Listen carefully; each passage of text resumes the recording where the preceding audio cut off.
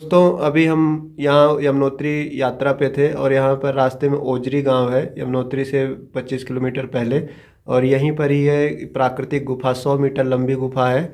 और आप देख सकते हैं ये स्वयंभू शिवलिंग है और यहीं पर ही नागा बाबा रहते हैं। हम इनका आपको मुलाकात करवाते हैं, नागा बाबा का दर्शन करवाते हैं। ये नागा बाबा जी हैं, यहीं पर ही इसी गुफा में रहते हैं। और हम इनसे पूछेंगे कैसे इस गुफा में आए और इनका क्या क्या अनुभव रहा है, क्योंकि ये बहुत सारी जगहों पर इन्होंने यात्रा किया। 2 दिन से हम इनके साथ में हैं, तो इनका हम अनुभव लेंगे। बारे में क्या बताए, हमें तो उड़ीसा के रहने वाला है, भाषा तो नहीं मालूम था। ये उत्तराखंड है, ये देवभूमि है। जब हम तीर्थ करना है, लोगों बता कि यहाँ पे कोई गुफा है। ये गुफा ये नहीं, ये सात पुरखों का गुफा है, ये प्राकृतिक गुफा है। इसका महिमा बहुत अपार है। और हमने जो सुना था शिव पुराण पढ़ के कि यहाँ का जमुनेश्वर महादेव होता है।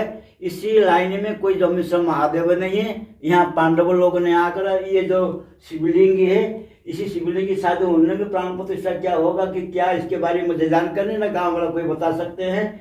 इसी में एक जब हम आए, एक था मेरा गुरु भाई से, नाग रत्नगिरी है। हम जब आए यहाँ पे एक मोनी नाग आता है, 7 फुट का लंबा है।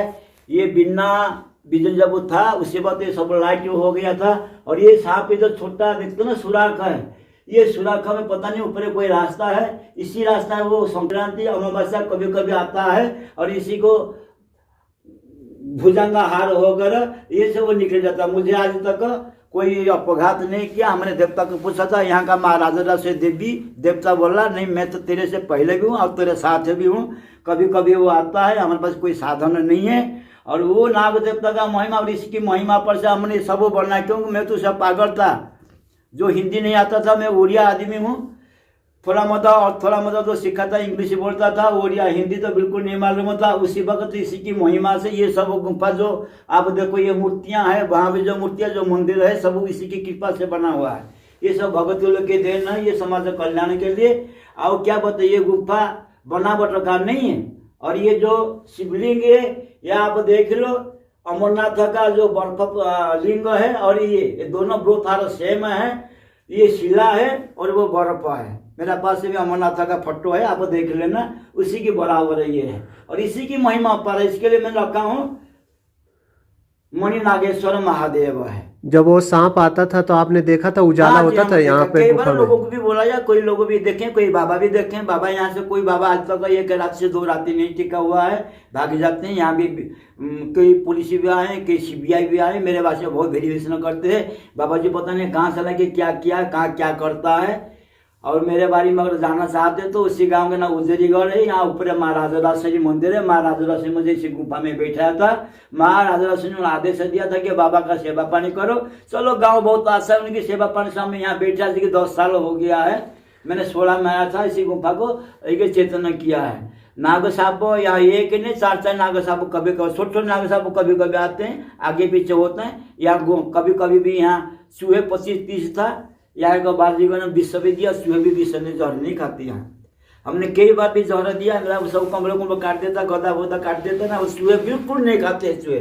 अच्छा, वो जो नाग आप मड़ी वाला बता रहे थे, तो जैसे आप बोलते तो क्या महीने में एक बार आता है कि कब आता है वो तो इच्छामय है, उसका इच्छामय। माता ने मुझे स्वप्न देखा कि किसको ये प्रकाशन है कोई पकड़ लेगा, क्योंकि वो कहते हैं वो जो मणि है अरब खरब संपत्ति। और इसके अंदर में कई बार स्वप्न, ये भी देखो, ये जो नीचे जो है ना अंदर वाला गुफा है, हाँ। ये भी काफी दूर लंबा है। और यहाँ का गांव वाला जो जान पाए कहते हैं कि ये गुफा का रास्ता था पूरा गांव तक। और यहाँ पर ऐसे कुछ गलत काम हुआ जिससे से ये रास्ता क्लोज हो गया है। ये सब ये गाँव वाला जानते हैं। मेरे को, मैं जब आया बस इतनी था। और ये जो नाग साप जो आया था, इसलिए मैंने इसका पितुला बनाया, इसी की पूजा करके देवता बना के फिर ये हमने बनाया। ये नहीं मैंने बनाया, वो भी नहीं बनाया है, वो भी तीनों है, प्राकृतिक है। ये जो शिवलिंग आप देखते हो बीच वाला, ये गांव का माता रानी लाया था केदारनाथ से। इसका नाम केदारेश्वर महादेव कहते हैं। वो लोगों ने यहाँ रख दिया। यहाँ का जो लिंग था, ये प्राकृतिक लिंग था, उसको वो लेकर वो मंदिर में स्थापना किया है। अच्छा महाराज जी, वो जो आप बता रहे थे यहाँ से 60 किलोमीटर तक वो बर्फ रहती है, उसके बारे में बताइए। ताल है। कौन सा ताल है? सौर ताल। अच्छा, इसको सौर ताल कहते हैं। हमारे ओडिया में पोखरी में तालाब कहते हैं। यहाँ से हनुमानगढ़ से लाओगे तो 17.5 फुट पड़ेगा। और बाकी जो दुबली गांव से जाओगे तो वो 40 से 50 किलो पड़ेगा। उसके आसपास से मतलब 50-60 किलो बाहर गांव है, वहाँ कोई घर द्वार नहीं। वहाँ भी मैंने 13 दिन रहा हूँ। वहाँ का भी महिमा अपार है, सब हाँ, लोग तो जानते हैं। वहाँ के बारे में बताइए, आप कैसे 13 दिन वो वहाँ तो पे महिमा व्यतीत किए? अपार है। क्यों? देखो, जन्म जन्म जुग जुग कल्प कल्पन तक साधना फल में जिसकी साधना होगा वो वहाँ रह सकता है। वहाँ कोई नहीं रहता है। वहाँ कुछ भी रहने का व्यवस्था नहीं है, ना लक्कड़ लुक्कड़ कुछ नहीं है, ना रांधना पीना कुछ जुगाड़ है। अगर खाना पीना है, जो भगत जाते हैं वो अपने साथ सब खाना पीने का व्यवस्था करके साधन लेके जाते हैं वहाँ पर। वहाँ लक्कड़ भी नहीं है, मतलब 15 किलो 20 किलो दूर में सब जंगल है। वो खाली पत्थर पत्थर ऐसे सब पत्थर, जहाँ देखो खाली पत्थर है। और वहाँ जो प्राकृतिक पत्थर है वो जैसे कोई काटा हुआ शिला की तरह, ईंटे की तरह बना हुआ है, चौका चौका है। वहाँ कुछ नहीं। वहाँ 3-4 सौताल, कोई कहता और एक कोई सौताल है, असली सौताल बाबा जब देखे नहीं यहाँ के लोग कहते हैं। मगर मैं जो मंदिर है छोटे छोटे बना हुआ है, वो सौताल में मैंने रहा हुआ 13 दिन तक। तो आप वहाँ पे बोल रहे थे आप भूखे थे पूरा 13 हाँ, दिन मैं तक? 13 दिन रहा हूँ। पानी पी रहा है वहाँ तो ठंडा पानी, वहाँ तो कोई नहाता नहीं है। यहाँ देवता सोमेश्वर के बारे गया हुआ है, और ये महाराजा दशरथ गया था पहले। अभी वहाँ कोई बाबा जी तो जाते नहीं, लोग जब माँ और देवता जाते तो उनके साथ जाते हैं सौतालों को। वहाँ पर ब्रह्म कमल है। अच्छा।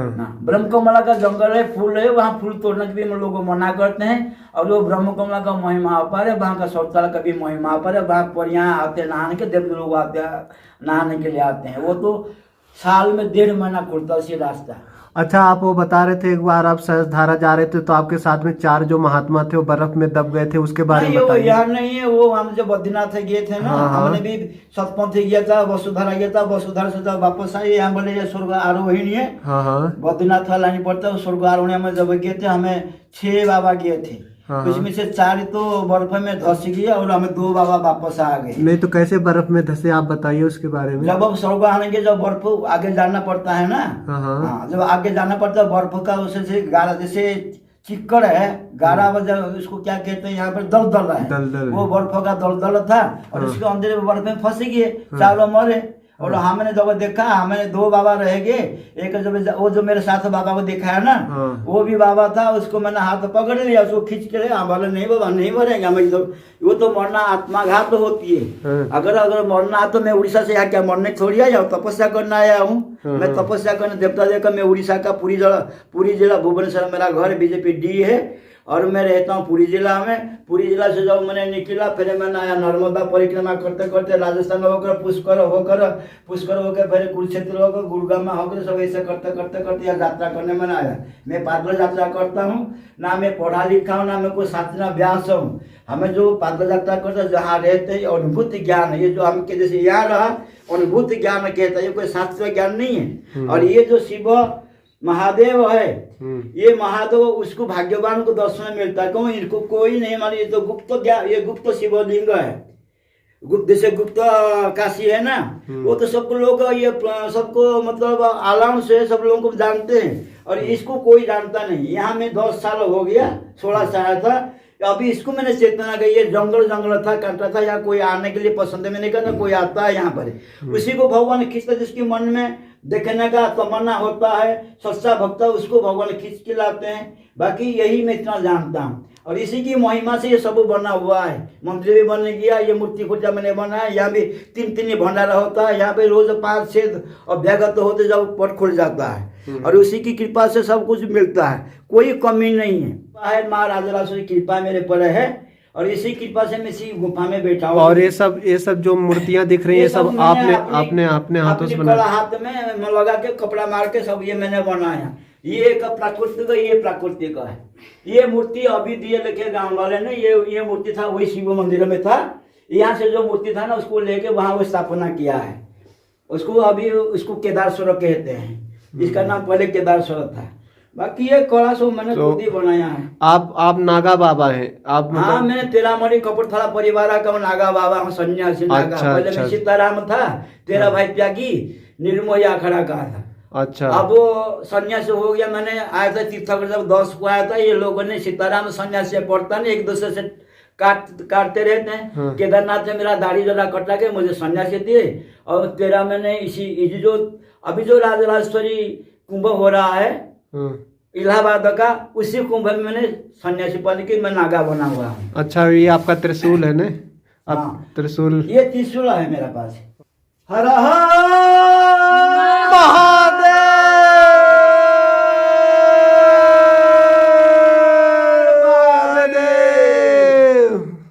एक डाके कटुआला, दो डाके मंत्री वर फिटिला, दक्षिण द्वार श्री कला रुद्रमणि भजे, कपिलास गंधर्व जोग निद्रा भाजिवा कु सावधान व मानिया, शिवा शंकर काशी विश्वनाथ। हर हर महादेव। महादेव नमः पार्वती पते, हर हर महादेव। बम भोले, बम भोले।